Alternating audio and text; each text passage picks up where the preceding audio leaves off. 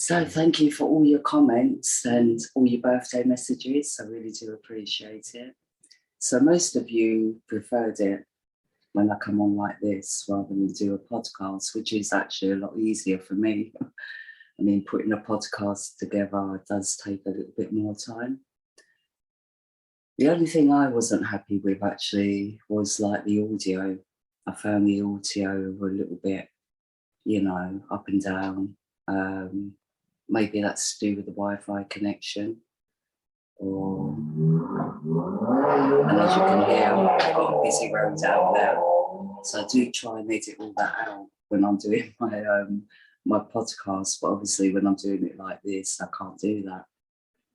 But yeah, as long as you don't mind that, but keep me updated on what your preferences are, because, I'm giving it another go and we'll see how this one goes. I might just do an introduction and just do the charts as a podcast, just to, make it flow better and smoother. I'm kind of really sensitive to sound, so yeah, living on a busy main road doesn't help.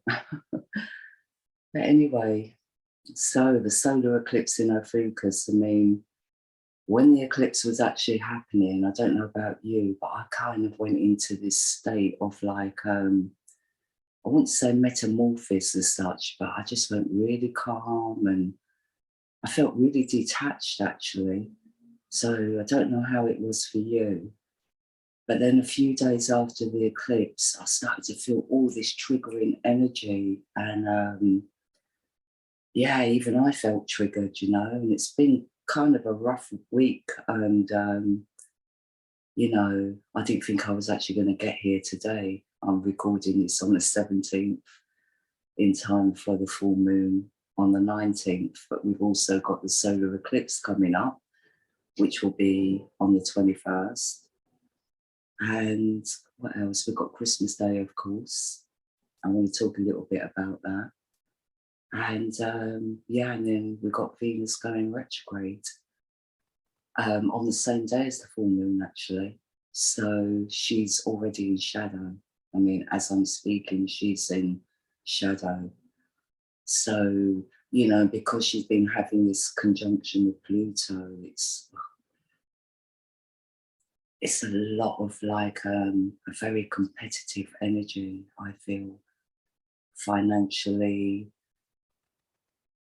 it's a little bit hit and miss with some people. I mean, some people are kind of getting through, whereas other people are probably finding they're losing their jobs, and which we kind of know about already. But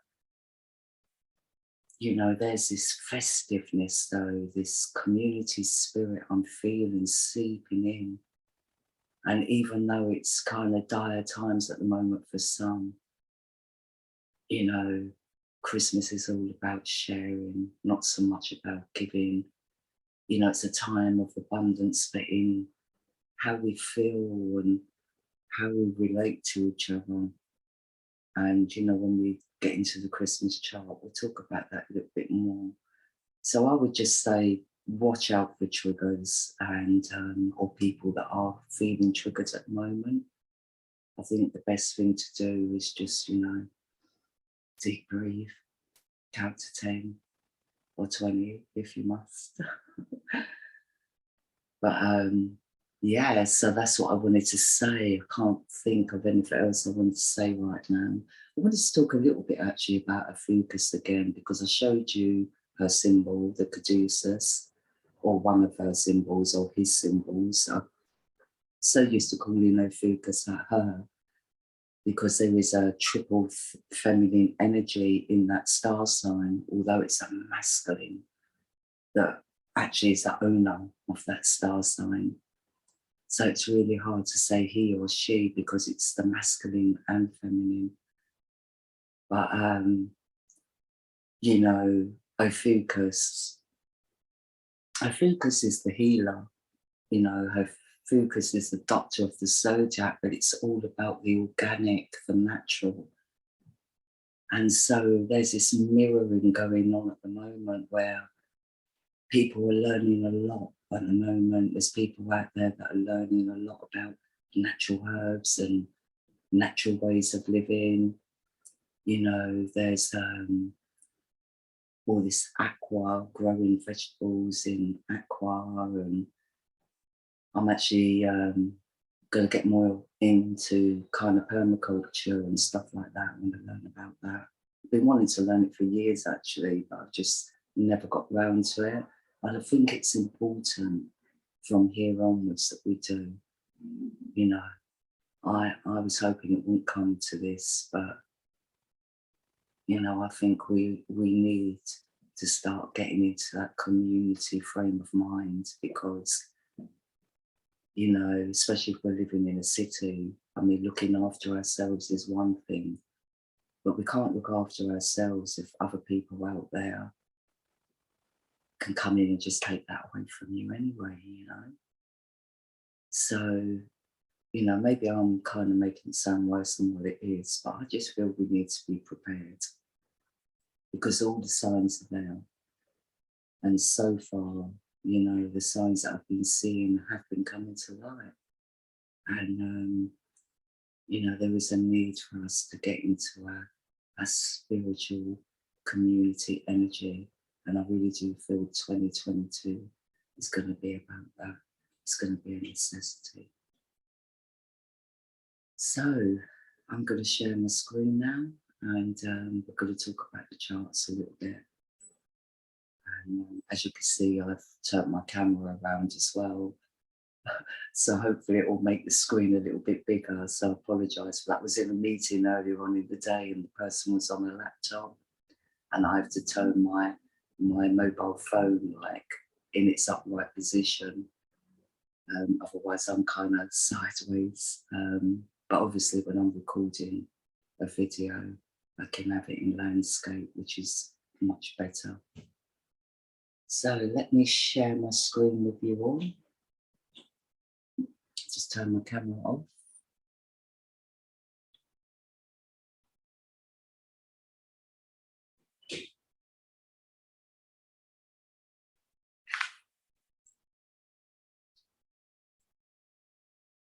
Just bear with me while I share. Here we go. So as you can see, the full moon in the UK will take place on the 19th of December at 4:35 GMT. Now it will take place, it will reach its peak, I should say, at 23:35 in the EDT time zone and at 15:35 in the AEDT time zone. So let me just bring this up a bit. And you can't see my pointer, I wasn't aware of that before on my last recording. So I will just sort of like zoom in on bits that I need to talk about. So as we can see, the full moon will take in the last degrees of Taurus. So, oops, I'm going the opposite way, just bear with me. Oops.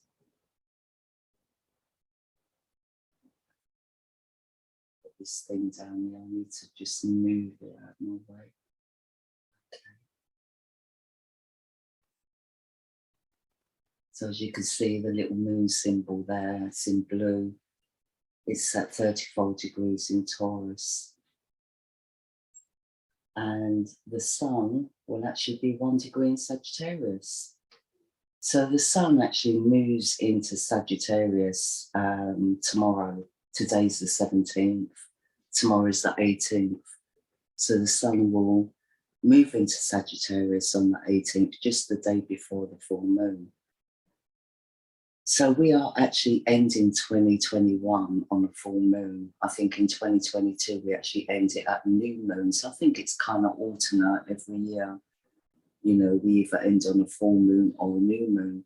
I'm kind of glad we're ending, you know, 2021 on a full moon, because like that means we can just let go of everything that we've kind of experienced this year.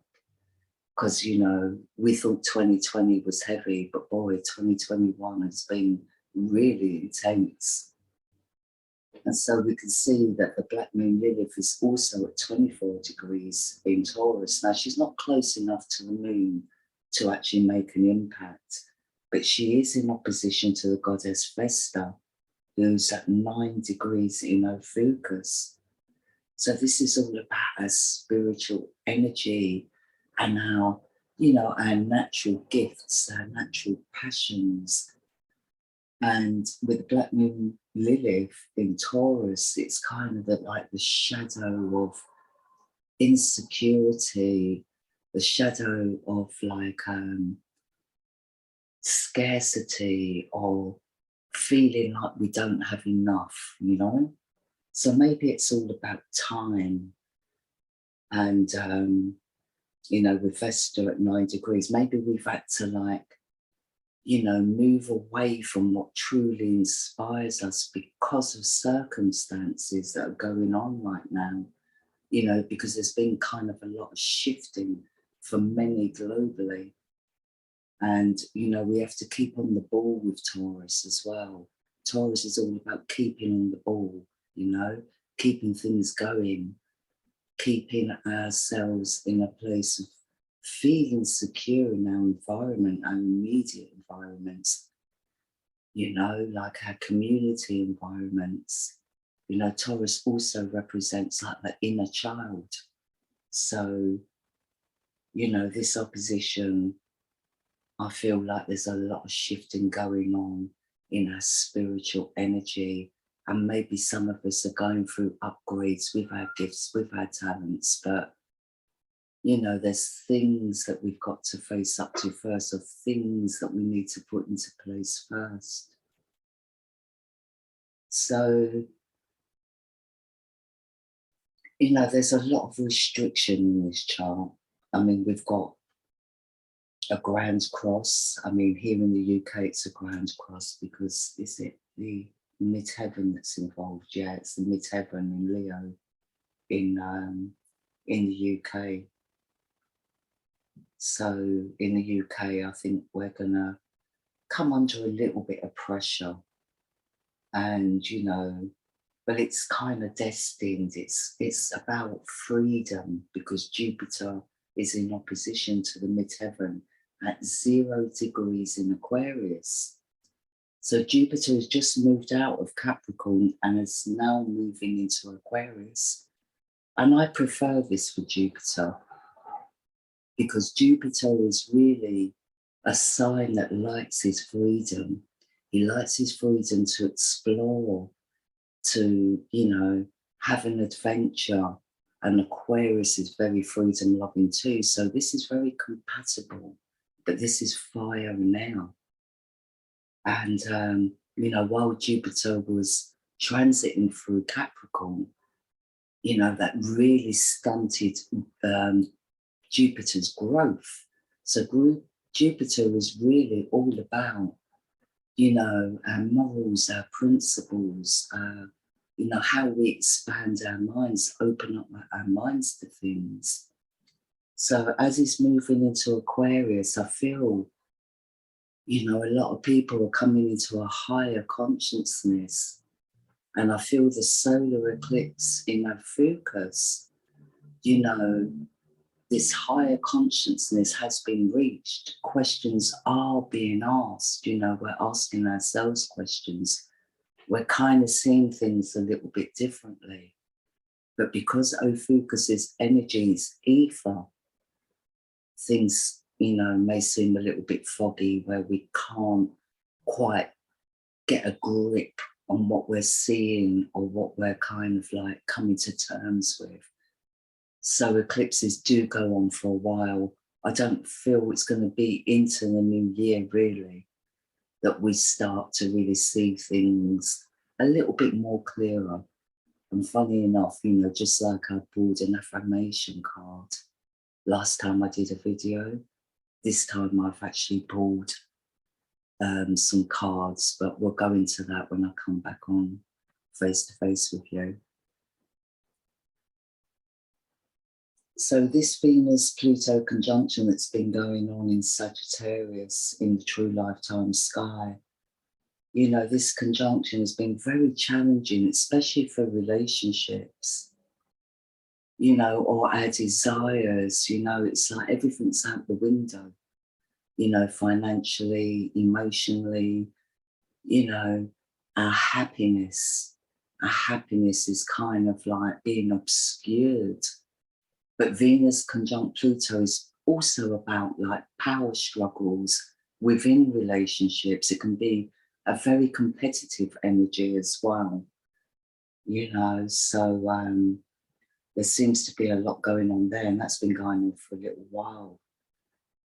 And like I said, Venus will also go retrograde later on in the day, and we'll have a look at that chart in a minute.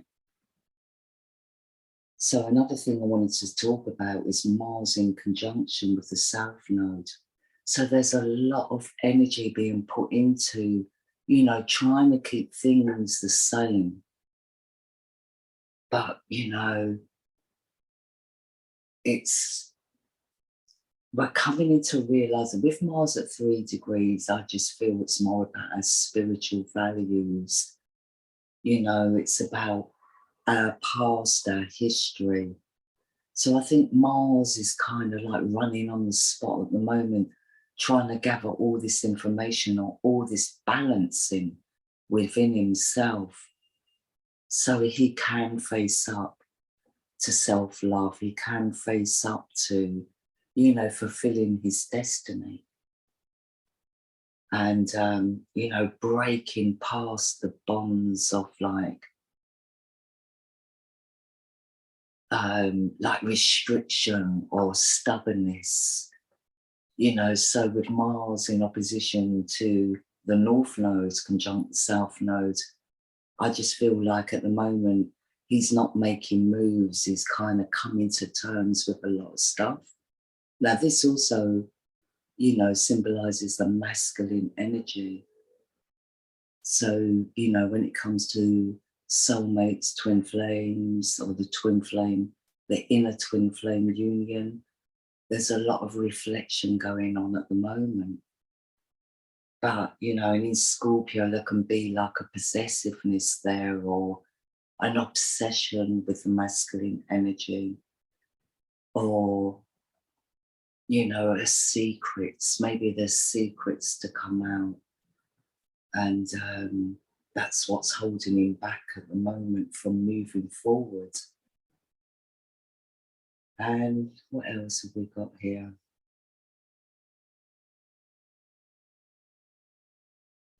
Right, so let's move on to the Venus retrograde chart, actually. So on the 19th, the same day, at 10:35 in the GMT time zone, Venus will start her retrograde.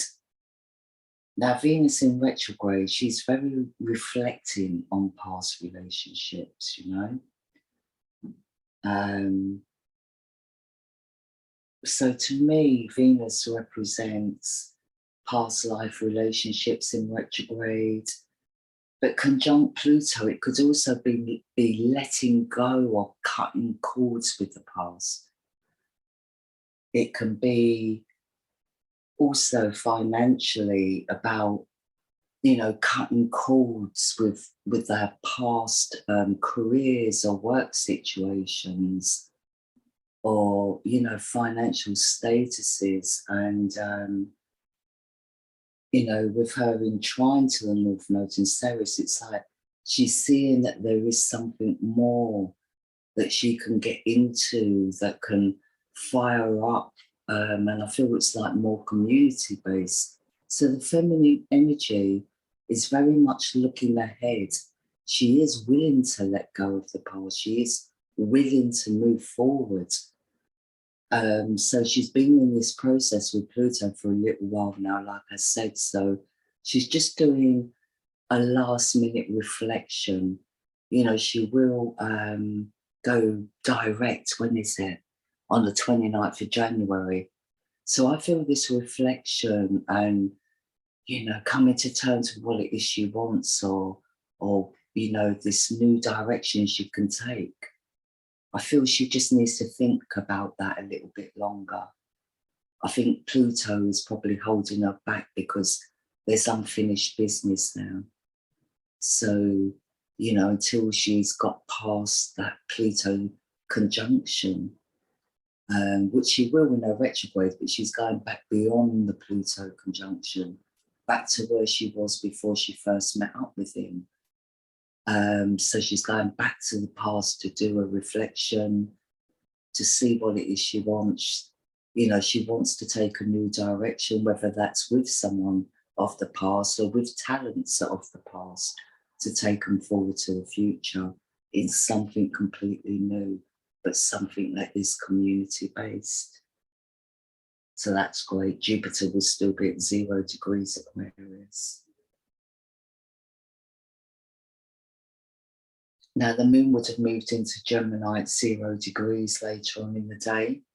So on the 19th, it won't be in the evening that the full moon will be in Taurus. I mean, full moon reaches its peak really early hours in the morning. So maybe doing a full moon ritual or full moon affirmations will be good just before the moon reaches its peak on the 18th of December, which is tomorrow night, actually. So I think that would be a more powerful, potent time. But if you are going to do it on the 19th in the evening, then I would definitely consider Gemini as being the sign that you work with. But I would include Taurus as well, because the moon does reach her peak of fullness in Taurus, but she does move into Gemini just afterwards. So that's that chart. Let's move on to the solstice. So the solstice will take place on the 21st of the 12th at 15:58 here in the GMT time zone. Now, GMT and UTC are the same at the moment. So if you want to calculate your area, you can just do that by the same time in UTC. So let's open this up a bit more, actually. Yeah.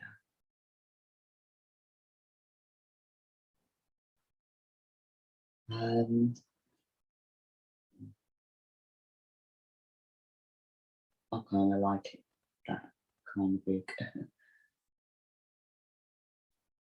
So let me just move this out of the way again. Sorry, you can't see the bar I'm moving around.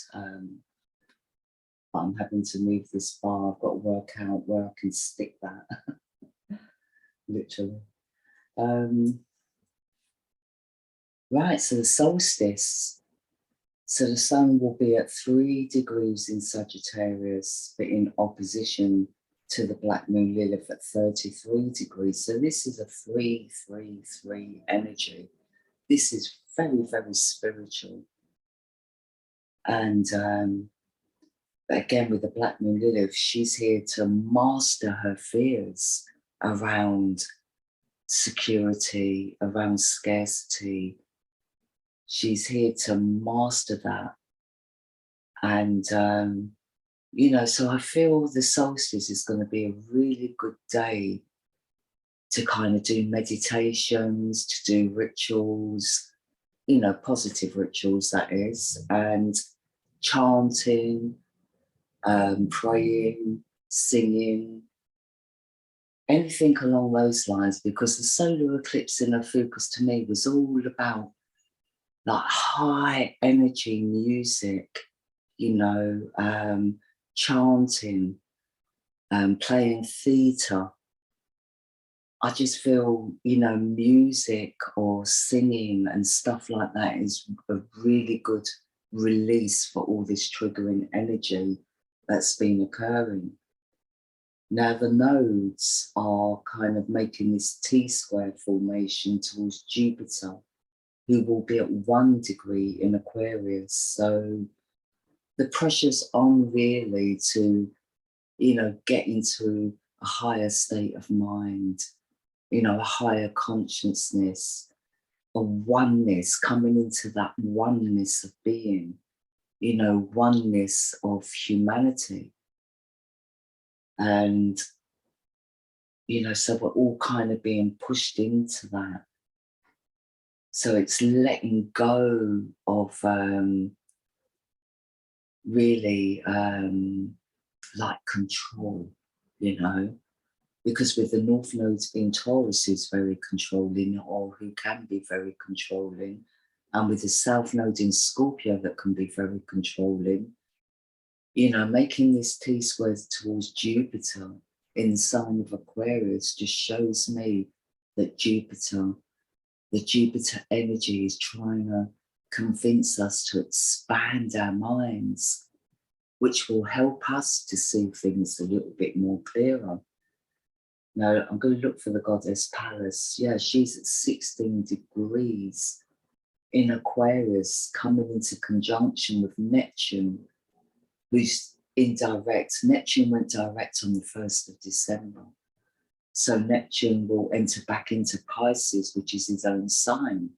I think it's around about February. But, you know, I'll do an update on that when the time comes.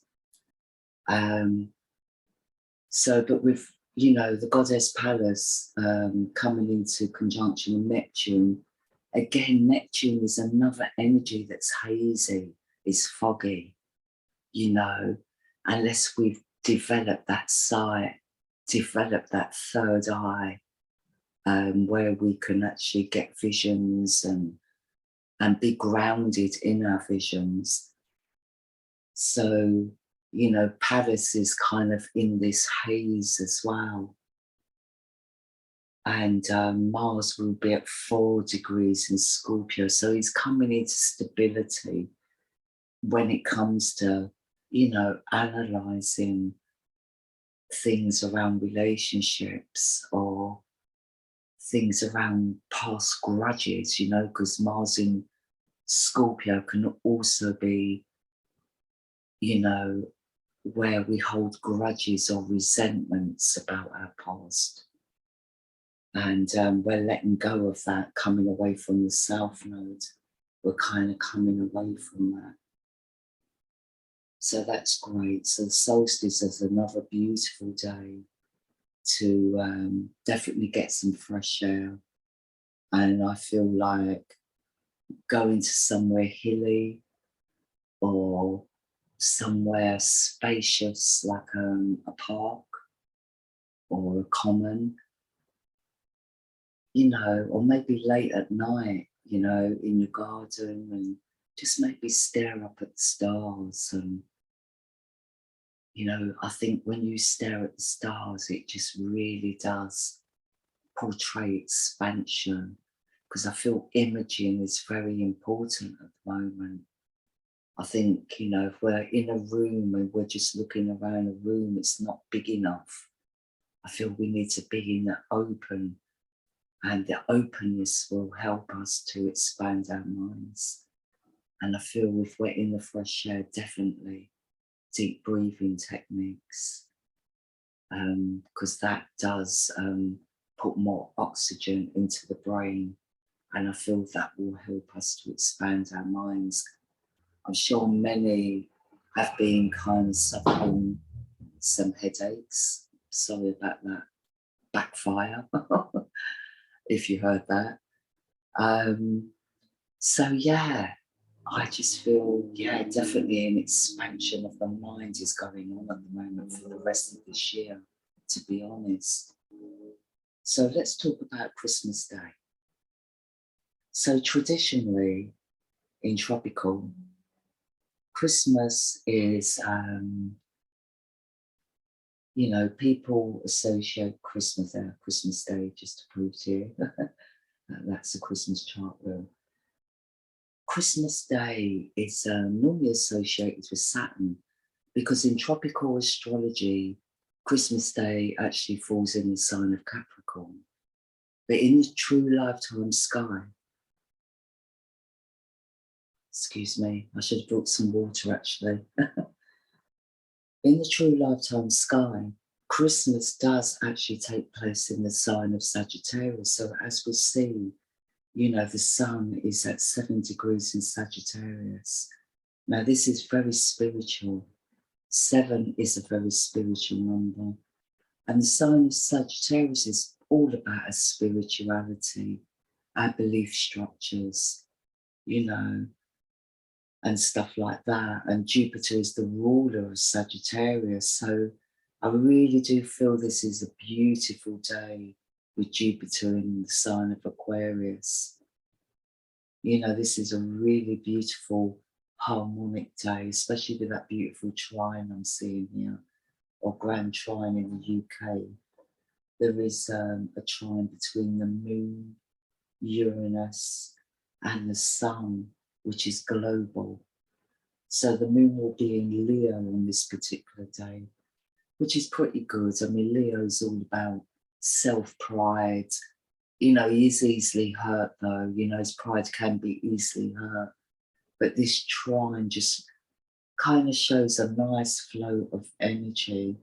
And with Uranus at 12 degrees in Aries, still in retrograde until January, at 12 degrees, you know, 12 to me kind of represents the Sagittarian energy. But I don't know what it represents in the Kabbalah, actually, because I'm always having to refer to that. But yeah, and with Venus and, not Venus, sorry, and with the sun, yeah, I just feel it's going to be a really lovely day for families. And the only thing to watch out for is Mars actually moves into 0 degrees Ophiuchus. Now, when Mars enters into Ophiuchus, it's a very like Medusa energy, you know. It can represent like that look that, you know, you don't have to speak, it's all in the eyes, you know. But, you know, Mars in Ophiuchus can also be quite a manipulating energy. And, you know, with them being in opposition still to the North Node and the goddess Ceres, and, you know, the South Node is 6 degrees away. Is it 6 or 7 degrees away in Scorpio? So with the South Node in Scorpio and Mars in Ophiuchus, I do feel there's going to be some triggering energy going on. But I feel that's more global. But I feel when it comes to families with, you know, the goddess Vesta at 13 degrees in Ophiuchus, you know, I think, you know, she's empowering us with that number 13 to make Christmas a little bit different maybe this year for many. You know, so many people will be celebrating Christmas a little bit differently from what they're used to. But I still feel when it comes to families and family unity, it's going to be a really beautiful day. And we do have this little stellium in Sagittarius. You know, we have Mercury conjunct Juno, which is good. So I really do feel there's going to be some conversations. Another thing I wanted to mention, actually, with this Venus-Pluto conjunction that's been going on for a while now, you know, there's been a lot of breakups when it comes to relationships. But I feel they're destined to go separate ways, either to come back together in better form, or so, you know, the people involved can meet their true soul partners, you know, or soul tribes, or even like passions, or follow their own passions for the moment. Because with the goddess Juno being in conjunction to Mercury, I just feel that, you know, Juno is all about soulmates. And with Mercury there, I just feel there's, for some, going to be some conversations over Christmas, you know, so there's going to be conversations that open up over Christmas between soulmates, soul tribes. And for others, you know, there's still separations going on. There's still kind of disputes going on. So again, you know, it's a very powerful time for, you know, what they call the karmics and the soulmates. I think all relationships are karmic anyway, whether they're karmic soulmates or what they call twin flame soulmates. I believe that everyone we meet in life is, you know, for a new lesson and to learn something new about ourselves, you know. I think we're all mirror imaging each other in some form or way. And for those of us that haven't evolved and come into that place of self-love, you know, sometimes we see in our partner parts of us that we don't like about ourselves, you know, parts of us that we need to learn to love and appreciate. So, you know, there's all different levels of maturity out there when it comes to soul unions. So, you know, we're all at different levels. So it would really depend on our life path where we're at the moment. So, you know, I just feel there's magic coming in for 2022. I mean, globally, things are still going to be crazy out there. But I just feel that there's an awakening that's going on that's really magical. And I feel definitely look out for signs and synchronicities. And, you know, Jupiter and the sign of Sagittarius is all about abundance and expansion. And really that is what Christmas is about. You know, it's about the gift of abundance, whether that comes in gifts or finances or love or family get-togethers. You know, Saturn's energy, it's like Saturn's energy is more about, that's where that old phrase comes from. You know, have you been good? Otherwise Santa won't give you a present. You know, because with Saturn, it's all about karmic gifts. You know, what you've put in, you'll get out. But with Jupiter, I think it's all about mood, really. You know, it's all about mood and, you know, what we're able to give. So, you know, Jupiter's energy is more about family, more about, you know, coming together and celebrating. Jupiter is about celebrating. Sagittarius is about celebrating. And, you know, Jupiter also represents Jesus in religion. So, and Horus in mythology. So, you know, I call the Christ energy the Ophiuchus energy, which is the father of Jupiter, who is Ophiuchus Osiris. But I get him as being the first man, like Adam Osiris is Ophiuchus energy, whereas Horus is the Jupiterian energy. So, you know, I feel that energies will still be very triggering, but I think if we do, you know, positive affirmations, meditation, get out in the fresh air, look up to the stars, and just be in that place of like gratitude. And if we can be in that place of gratitude, we will sail through the rest of this year. And I think we've got some things to look forward to next year. So maybe developing a more positive frame of mind. And yeah, I think let's leave it there. So I'm going to stop sharing my screen.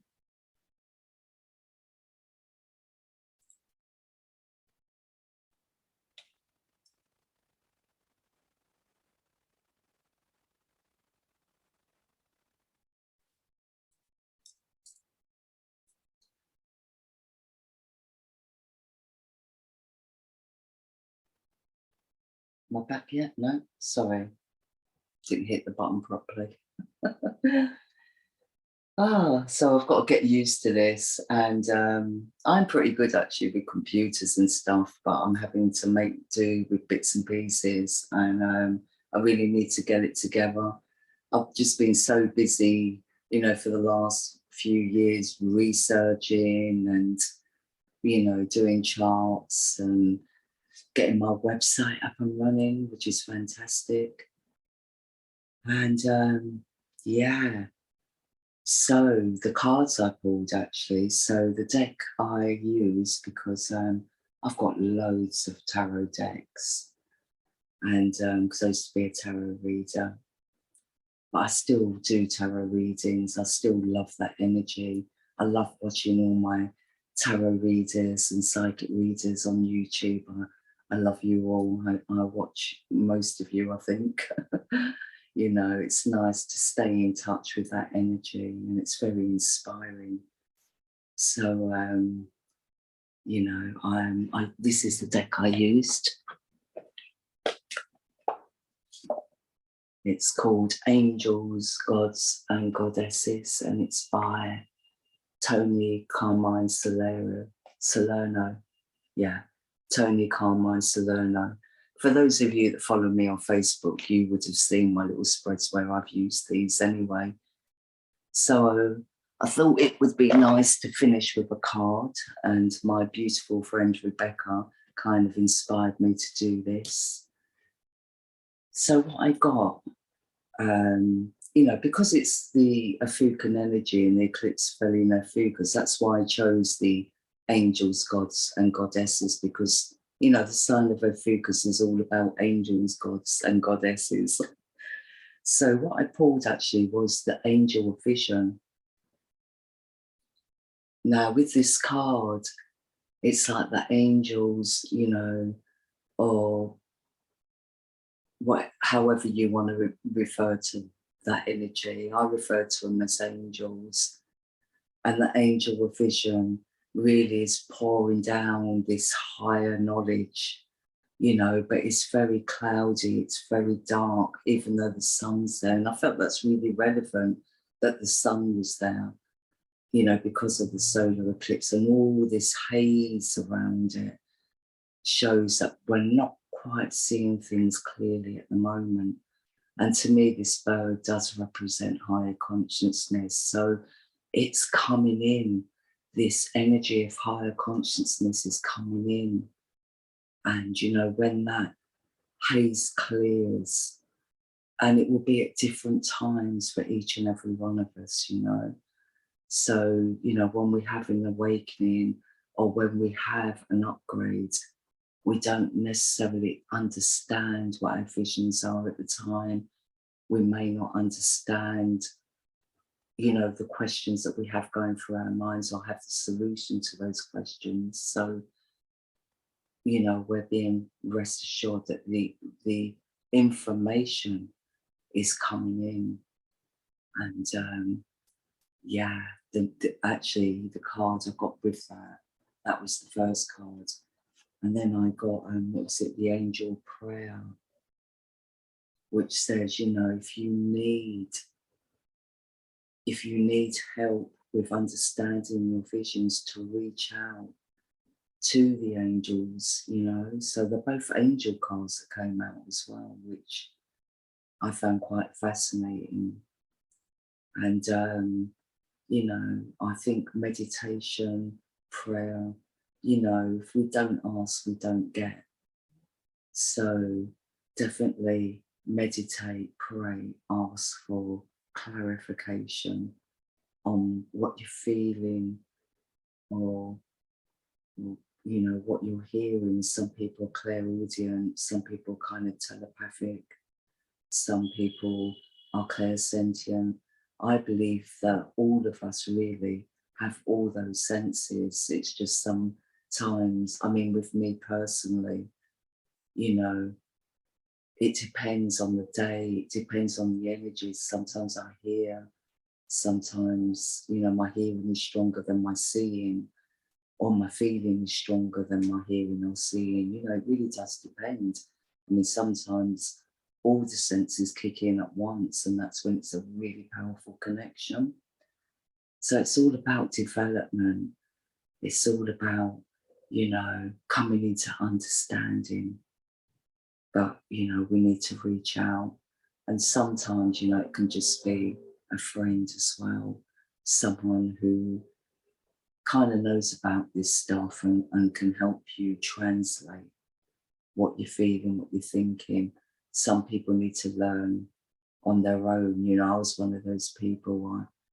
I followed my own mind, I followed my own instincts, but I would always listen to advice, and some of it I took on board, but it's what I resonated with that was more important.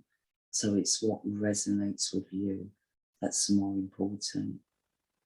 So, you know, like I said, this eclipse was very powerful. It's taking us into and the lunar eclipse as well.